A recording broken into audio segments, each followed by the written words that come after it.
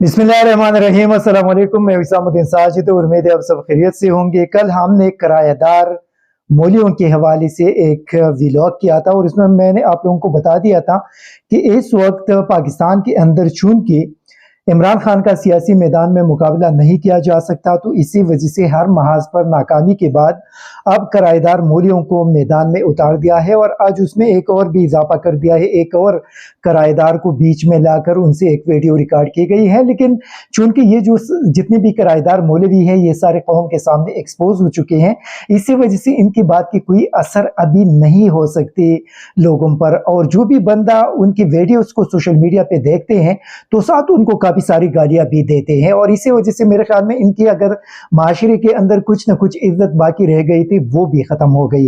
लेकिन बदकिस्मती ये है कि जो हमारे हक़ और जो रियल उलमाए किराम है उनके लिए ये एक बड़ा मुसीबत बन चुका है। और क्योंकि इनकी वजह से जब उलमा के हवाले से बात की जाती है तो फिर मैं तो तमाम लोगों से रिक्वेस्ट करूंगा कि प्लीज उसके लिए किराएदार मौलवी का लफ्ज़ इस्तेमाल करे और उलमा का लफ्ज़ इस्तेमाल मत करे, क्योंकि उलमा हमारे सरों के ताज है, वो हमारे लिए काबिल एहतराम और काबिल इज्जत है। लेकिन किराएदार की हमारे सामने कोई इज्जत और कोई वक़ार और कुछ भी नहीं है।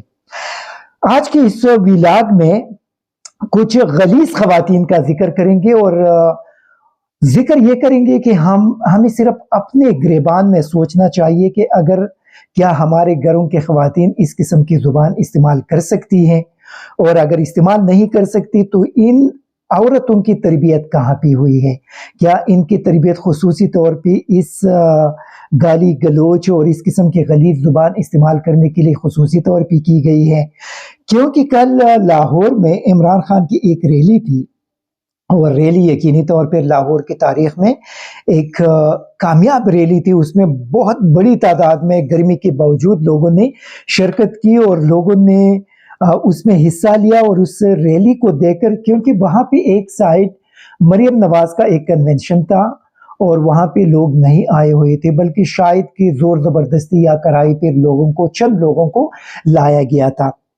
लेकिन दूसरे साइड पे इमरान खान की रैली थी और उसमें पूरे लाहौर से लोग निकल आए थे, पूरे लाहौर से हजारों की तादाद में लोग निकल आए थे। और जब उस रैली को इन लोगों ने देखा तो आप लोगों ने देखा होगा मरियम नवाज के गलीज़ जुबान आप लोगों ने कल मुलाहिजा किया होगा। मरियम औरंगजेब ये एक दूसरा किरदार है, इसकी जुबान को आप देख ले, सिर्फ उसके ट्विटर को देख ले, उनके ट्वीट्स को देख ले, आपको अंदाजा हो जाएगा कि इस खातून की तरबियत आई डोंट नो कि किसने की होगी।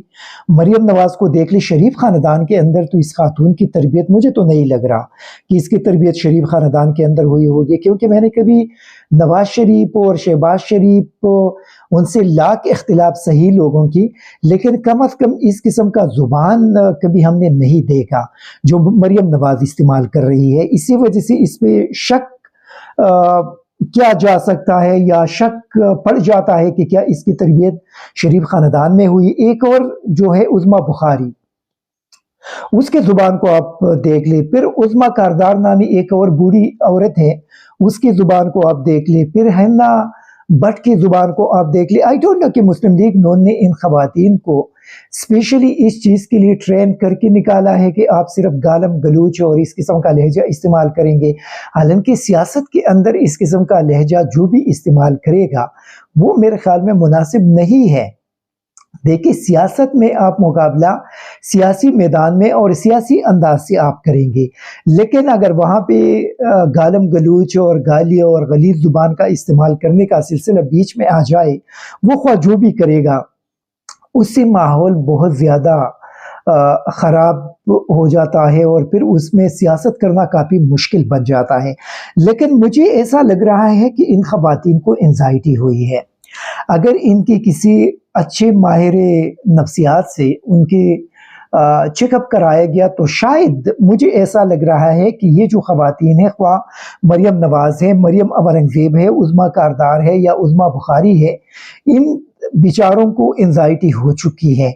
अगर इनका किसी डॉक्टर से, किसी अच्छे डॉक्टर से चेकअप कराया गया तो शायद ये चीज़ें भी सामने आ जाएगी। उसमें सिर्फ ये खवातीन नहीं, उसमें आप जावेद लतीफ़ और तलाल चौधरी ऐसे किरदार भी آپ کو نظر آئیں گے مسلم لیگ نون کے اندر. اور طلال چودھری تو آپ جانتے ہوں گے کہ ان کے حوالے سے تو سوشل میڈیا پہ یہ بات کی جاتی ہے کہ یہ وہ بندہ ہے جو رات کو تنظیم سازی کرتے ہیں, اور اس کے پیچھے بھی ایک بڑی کہانی ہے, لیکن اس کو چھوڑ دے.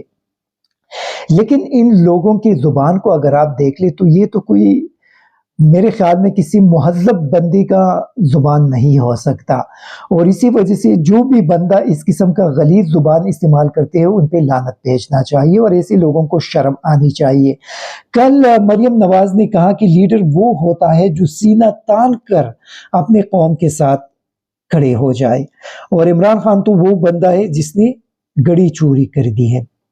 محترمہ سے صرف چند سوالات کرتے ہیں کہ اگر واقعی لیڈر وہی لیڈر ہوتا ہے جو ہر مشکل وقت میں اپنے قوم کے ساتھ سینہ تان کر کھڑے ہو جاتے ہیں, تو وہ یہ بتا سکتی ہے کہ ان کے والد کو بھی لیڈر کہا جاتا ہے اور ان کو مسلم لیگ نون کا قائد کہا جاتا ہے.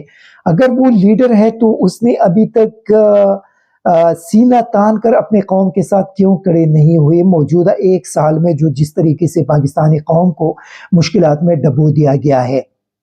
وہ لیڈر تو ہم دیکھتے ہیں کہ ملک چھوڑ کر بھاگ چکے ہیں, بگوڑا بن چکا ہے, ملک میں اپنے بھائی کی حکومت ہونے کے باوجود آنے کے لیے تیار نہیں, کیونکہ ان کو خوف ہے کہ اگر الیکشن ہوئی اور عمران خان دوبارہ آ گئے تو پھر وہ ایک بار پھر پاکستان سے نہیں بھاگ سکیں گے, کیونکہ پچھلے مرتبہ تو مبینہ طور پہ سابق آرمی چیف باجوہ نے ان کو نکال دیا تھا, لیکن اس مرتبہ ان کو ملک سے نکالنے والا کوئی بھی نہیں ہوگا. تو اگر لیڈر وہی ہے, واقعی اگر لیڈر اس کو کہتے ہیں, تو پھر نواز شریف تو لیڈر نہیں ہو سکتا. مطلب وہ تو بزدل قسم کا انسان ہو سکتا ہے لیکن لیڈر نہیں ہو سکتا, کیونکہ اس مشکل وقت میں وہ اپنے قوم کے ساتھ کھڑے ہونے کے لیے تیار نہیں ہے, اس مشکل وقت میں وہ اپنے ملک واپس آنے کے لیے تیار نہیں ہے. پھر تو ایسے لوگوں کو لیڈر نہیں کہا جا سکتا. اور وزیر دفاع خواجہ آصف کہتے ہیں کہ موجودہ غیر یقینی صورتحال میں نواز شریف کو واپس نہیں لایا جا سکتا. اگر موجودہ غیر یقینی صورتحال ہے تو اسی صورتحال کے اندر تو عمران خان اپنے قوم کے ساتھ کھڑے ہیں اور وہاں پہ اپنے ہر عدالت کی پیشی میں جاتے ہیں, ان کے خلاف 121 مقدمات درج کر دیے, روزانہ کسی نہ کسی عدالت میں ان کی پیشی ہوتی ہیں, اور پھر ان کو یہ ایک قسم کا کہا جاتا ہے کہ عمران خان جہاں بھی جاتے ہیں بلٹ پروف گاڑی میں جاتے ہیں اور اس کے پاس بلٹ پروف وہ جیکٹس اور چیزیں ہوتے ہیں. یہ تو عمران خان کو اپنی سیکیورٹی کرنی ہوگی, کیونکہ وہ آلریڈی ان پہ حملہ ہو چکا ہے. پھر عمران خان بتا رہے ہیں کہ ان پہ حملہ ایک اور بھی ان کو قتل کرنے کی سازش تیار کی گئی ہے, اور جن لوگوں کا نام وہ لے رہے ہیں وہ بھی ساری طاقتور ہے. تو عمران خان کو تو اپنی سیکیورٹی کرنی چاہیے اپنے پرسنل.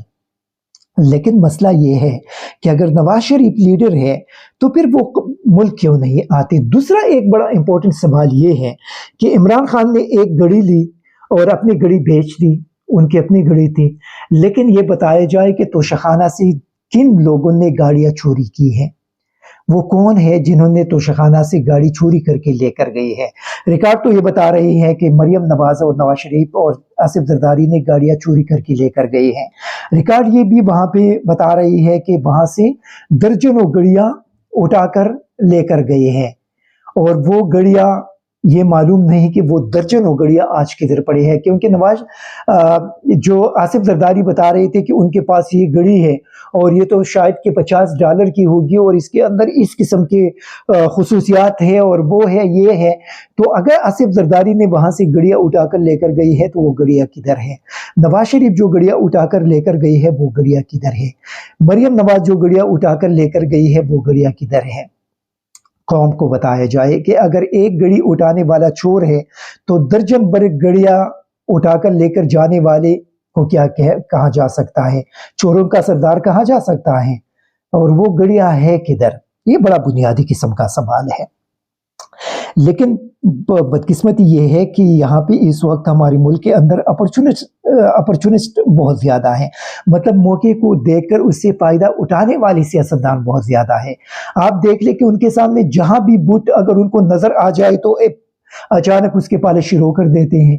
اس قسم کے لوگ تو لیڈر نہیں کہلائے جا سکتے. لیڈر وہ نہیں ہو سکتا کہ وہ بت کو دیکھ کر اس کے پالے شروع کر دے. اور آپ دیکھ لیں नवाज शरीफ ने आज तक कितनी डील की है, कितने एनआरओ करके वो मुल्क से बाहर भाग गए और फिर वापस आ गए। आज एक बार फिर उसने एनआरओ करके लंदन में बैठे हुए हैं।